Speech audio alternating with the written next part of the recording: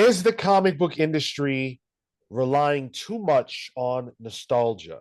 Everybody loves the stuff that they've loved since they were kids. That's how humans work. We all have nostalgia for things from our past. And modern businesses always want to jingle that bell, so to speak, in order to trigger your nostalgia to get you to engage with their stuff. So the comic book industry isn't unique in that sense, but does it rely too much on the fact that most of its audience are people who've been reading comics for at least a decade? And should it be more focused on what is happening in the moment with quote unquote modern, newer readers?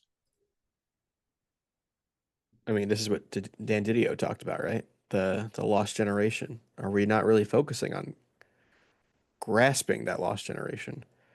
Um, there is, I think, a lot to be said for nostalgia. I mean, you're right, Sean. Across the board, nostalgia. People in businesses are, Disney just, tried sh pulling at the threads of nostalgia from the 2000s movie, with Lilo and Stitch. Um, so I think everybody wants to, pull on nostalgia and use that to their advantage to make you consume whatever they're selling you. But I think comics is specific because of that core audience that comics has. As we're recording this, a new Chris Claremont Wolverine book just came out.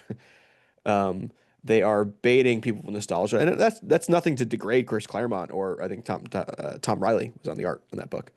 Um, but it is a clear, bankable name that people know and love and have nostalgia for that they want to, kind of capitalize on. I think it is, you know, prevalent throughout comics. I think Marvel is probably the biggest offender with all of their out of sort of continuity books or mid continuity books that we were seeing with, I think it was, there was like a Black Suit Spider-Man, which was written by some Spider-Man writer from the 90s, set between Secret Wars and modern day. Um, but I think there is an issue there. I think, personally speaking, especially the big two, should be focusing on those younger, newer readers for sure. And but it's interesting because they're trying to, I think the ultimate line currently is the prime example of this, where they're trying to have that function in both ways. It should be a tool to acquire new users because there is a historical lens to it for new readers that people understand that, oh, this has existed in the past. Maybe I should kind of hop on the bandwagon. But then for people like us who have read some of the ultimate books, the first wave, they're leaning into that and saying, "Hey, this is what you guys come back for. This is what you guys come back to. Can we achieve two goals?" And I think in that it gets muddled. So I think they should it's not that they don't have to not rely on nostalgia. I think there are books for that. The Savage Land, the row pieces that came out recently. Like I think There was more than just nostalgia there, let's be real. well, of an era, there's an air of another time, and I think that people can definitely come and hide to that, but to fully abandon the modern current stuff is, I think, the wrong way to go about it. I don't know if I think that they're relying on it too much. I think there's a certain level of it that does make sense.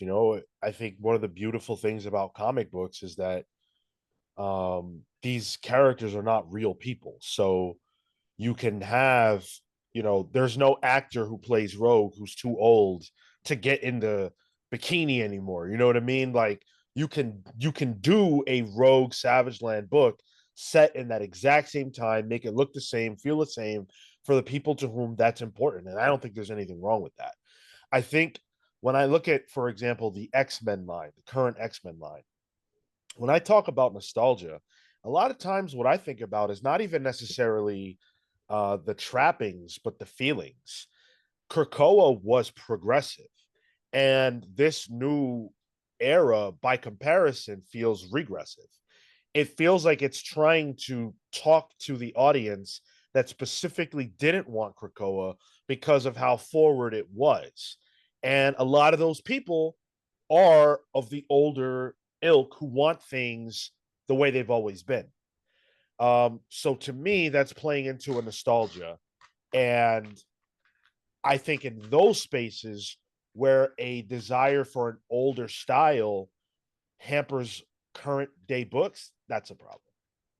But in that example, it's interesting because they're trying to advance new characters in a lot of them. They're trying to get you to like the current slate of the current cast and the current slate of books via the nostalgia, via the characters that you have familiarity with, and by the trappings that you do. And I think that's where what they're trying to do is have their cake and eat it too. Here's some stuff that you recognize, but also here's something brand new. Whereas to your point, Krakoa was totally revolutionary. It was radical in the way in its approach, in the way that it treated the characters. It also had the benefit of returning the X-Men to the Marvel universe after being gone for so long. But it had a sole mission. I think they're dipping their toes in both at the moment, and that's the wrong course. Either go full Rogue Savage Land, or go Krakoa. Geez, you're a binary man. Um, I so that's an interesting thought you have, Sean, because you're viewing nostalgia as a vibe, almost, or a storytelling device. I'm Okay. thinking about it maybe a little more literally. But I think that is a good point. But also, I think that's comics. Comic books, especially big two, and the ongoing stories throughout it. It's always playing with the illusion of change. It's always a sandbox that'll be played in. It'll have sandcastles at some point. The sandcastles will be knocked down, but at the end of the day, that'll just be a sandbox. Everyone, all the toys go back in the box eventually. Um, and that's just par for the course for comics since its inception, really, with these grand storytelling universes they have. Um, they never really will fully change. And I think that's where the even things like Ultimate and Absolute, yes, they are changing and they are different, but they are baiting you a little bit with nostalgia. When I read Absolute Batman, I'm nostalgic for the seeing the Rogues Gallery and what this like new version of the Rogues Gallery would be. Um, it's still it's still Killer Croc, it's still Penguin, but it's a little different. I don't know. Marco, you're right too, and it's that it's a lot of having your cake and eat it too, and it's a balancing act. And I don't think it could ever fully go away. And maybe there's something to be said about we can view this from a storycraft perspective, nostalgia, and then a creator craft, right? Right now, I think they can play into the concept of the Ultimates as a nostalgia bait there, but the creators who are writing that are um Hickman, who is on the newer end. You're not pulling from like a Claremont, let's say, right? Yeah, the Uh, newer end of comic books as a history. a Dennis Camp, a Pete Momoko, like we're leaning into those things. Whereas on the DC side, Scott Snyder's making his way back. You've had Mark Waid for all the amazing stuff that he's had and he's been doing. He very much is a nostalgia for a number of people, and he's coming back and he's doing crazy stuff, cool stuff. But I feel like narratively, Marvel's nostalgia baiting us with the some of the stories, whereas DC's giving us a lot more of the some of the writers. I see that. I think the writer end of it, where you're talking about somebody like Mark Wade, because of the fact that he is working in the sandbox, and doing, he's telling modern DC stories. He's the driver of these stories. Whereas to me, nostalgia bait when it comes to creators is probably a lot more something like Hush 2, where even though it's Hush 2 and all of that, how is that different than Chris Claremont coming back and doing whatever? It's the same thing. It's just on a grander scale because they haven't done it before.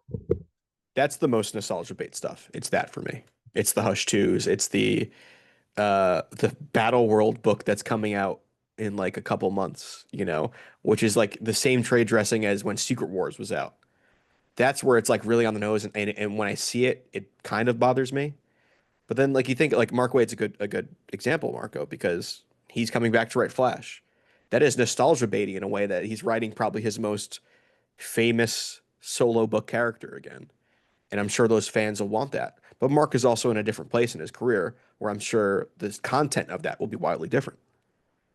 Um, that I like. I like when you can kind of take the nostalgia of maybe a creator and give them a fresh suit of clothes, and see what they can do in that. And that's how I like Absolute is working. Um, I think the other stuff, the Battle Worlds, the what was like even this Age of Apocalypse stuff that's trying to really harken back to a time that I don't have nostalgia for is not my favorite because I have to have nostalgia for it to be baited properly. Marvel's not baiting me correctly. I guess I wonder in what way is this a negative? Because I look at the industry right now from a big two perspective, and I feel like there's a lot of balance. I think that there's a lot of balance between offering, and in fact, I wouldn't even say it's balance. I would say there isn't a ton of stuff that is directly baiting your nostalgia. Like I would say that it's at a pretty healthy amount.